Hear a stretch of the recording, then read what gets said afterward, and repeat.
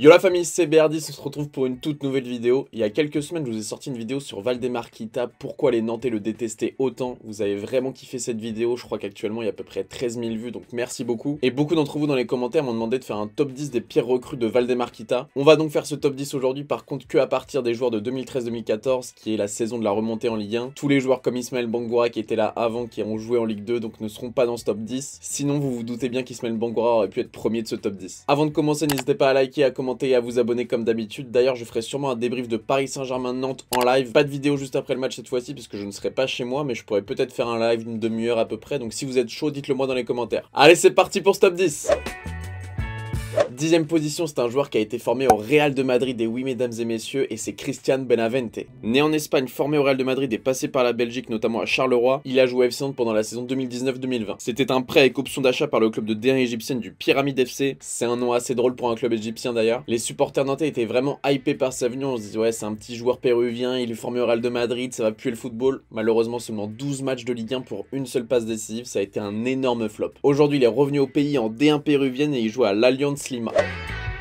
9ème position de ce top 10, c'est Lucas Evangelista. C'est un milieu brésilien qui arrivait dans les valises de Miguel Cardoso en 2018. Il sortait d'une très belle saison en Liga portugaise avec 36 matchs et 4 buts à Estoril. Il appartenait à l'Udinese, donc il avait été prêté au Portugal, puis après il est arrivé au FC Nantes. Ça a très bien commencé pour lui, il a enchaîné 7 titularisations au début de saison. Malheureusement pour lui, mais heureusement pour le FC Nantes, Miguel Cardoso a été licencié après 4 défaites, 3 matchs nuls et une victoire. Puis après Vaïd est arrivé, il a fait sa loi, il n'a pas du tout apprécié Evangelista, il a dit toi je ne veux plus te voir sur le terrain. Il a donc enchaîné 2 prêts les 2 saisons suivantes au Portugal à Guimarães et au Brésil à Bragantino.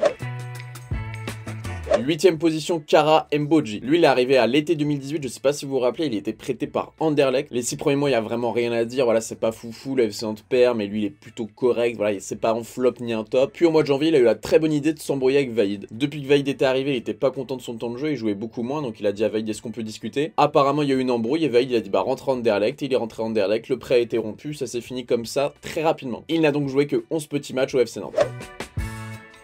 7ème position, c'était un joueur qui était prêté par Chelsea, c'était Matt Miazga. Il était arrivé à 23 ans au FC Nantes en tant que défenseur central, il arrivait de Chelsea, tous les supporters se disaient putain lui il va envoyer du lourd. Finalement il a pas réussi à s'adapter ni à la France ni à la Ligue 1, il a fait son premier match en octobre, puis au mercato d'hiver le club a décidé de le renvoyer à Chelsea tellement il le trouvait mauvais. Aujourd'hui il évolue en MLS à Cincinnati, c'est ce qu'on appelle un bon flop.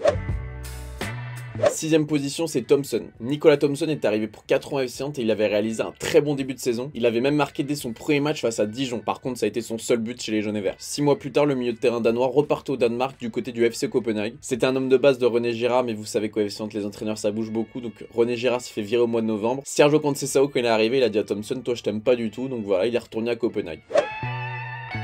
5ème position, c'est Yacine El Ghanassi. Je vais vous la faire rapide pour celui-là. 22 matchs au FC Nantes, 0 but, 0 passe décisive.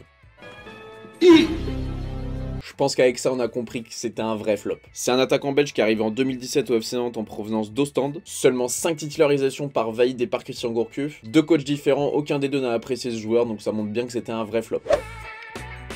4ème position, là c'est vraiment un joueur qui a du talent, c'est Kasan Niklic. Il était arrivé libre en 2016 en provenance de Fulham. En plus c'est un international suédois qui a déjà fait des compétitions avec la Suède, donc ça montre vraiment qu'il a du talent. Mais au FC Nantes il a enchaîné blessure sur blessure sur blessure. 17 matchs disputés pour sa première saison et seulement 2 petits matchs disputés pour sa deuxième saison. Mes amis nantais, vous l'avez plus souvent vu à l'infirmerie que sur la pelouse du stade de la Beaujoire, donc je comprends que ça soit un flop.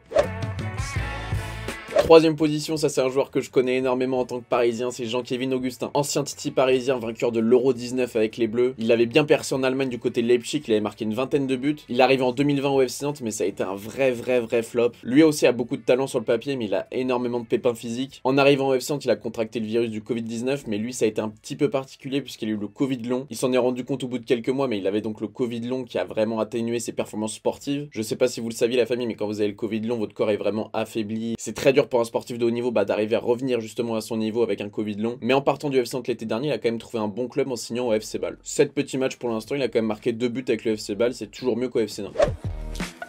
Deuxième de ce classement, et celui-là c'est vraiment un énorme flop, c'est Anthony Libombe. C'est un ailier belge qui arrive en 2018 au FC Nantes pour une somme record de 8 millions d'euros en provenance de Bruges, mais il a jamais réussi à vraiment rentabiliser ce transfert, il a jamais vraiment été très bon au stade de la Beaujoire. Je me rappelle juste d'un coup franc qu'il avait mis, c'était assez sympa. Et les amis, maintenant il joue à Almer City en deuxième division néerlandaise. La carrière est catastrophique, il est en train de s'écrouler le frérot. Force à toi en tout cas Libombe, ça doit pas être facile mentalement. Et dans son club de deuxième division néerlandaise, il est même pas titulaire, il joue 50% des matchs à peu près. On termine ce top 10 par un joueur qui a laissé énormément de regrets chez vous, mes amis nantais. J'imagine que vous l'avez en tête, c'est un Islandais, et oui, c'est Sigthorsson. C'est un joueur qu'on connaît tous, pourquoi? Parce qu'avec la sélection islandaise, on l'a vu à l'Euro 2016, il a été extrêmement bon. Mais cet Euro 2016 avait créé des problèmes au FC Nantes, puisque Sigthorsson voulait se préserver pour certains matchs, il voulait pas jouer, il voulait se reposer, quitte à refuser, ça a créé vraiment des embrouilles au sein du club. Il est arrivé en 2015 pour 3 millions d'euros en provenance de l'Ajax Amsterdam. Mais comme beaucoup de joueurs dans ce top, son problème ça a été les blessures, énormément de blessures, seulement 33 matchs en 4 saisons FC Nantes et pour seulement 4 buts, la famille. Vous vous rendez compte, 33 matchs en 4 saisons, 4 buts. Moi en tant que Parisien j'arrive à me plaindre de Neymar, mais quand je vois ça je me dis que Neymar en final c'est un athlète de très haut niveau. Le salaire n'est pas le même non plus, mais Sigthorsson c'était quand même le joueur le mieux payé du FC Nantes à l'époque, donc les supporters nantais ils kiffaient pas avoir un joueur qui a marqué seulement 4 buts en 4 saisons. Sachant que c'était le plus gros salaire du club, les supporters nantais ont pas kiffé et on dit à Kita, frérot, comment tu fais pour avoir un joueur qui est le mieux payé? C'est le joueur qui joue le moins. Finalement tout ça s'est fini en mars 2019 avec une résiliation de contrat. Kita lui a dit c'est bon, tu peux partir, laisse-moi tranquille maintenant. Voilà famille, j'espère que vous avez kiffé ce top 10. Si c'est le cas, vous connaissez la chanson, vous likez, vous commentez, vous vous abonnez. Hier j'ai sorti un avant-match de PSG Nantes, donc n'hésitez pas à aller voir ça la famille, vous allez passer un bon moment, ça dure 6 ou 7 minutes, vous allez vous régaler. Les Nantais, je vous vois, vous avez trop regardé mes vidéos du FC Nantes, mais n'hésitez pas à aller regarder mes autres vidéos, il y a des vidéos sur le Paris Saint-Germain et sur plein d'autres clubs, donc allez voir ça la famille. Voilà famille, c'était BR10, bonne matinée, bonne journée, bonne soirée, bonne union, on se retrouve très bientôt pour une nouvelle vidéo. Peace.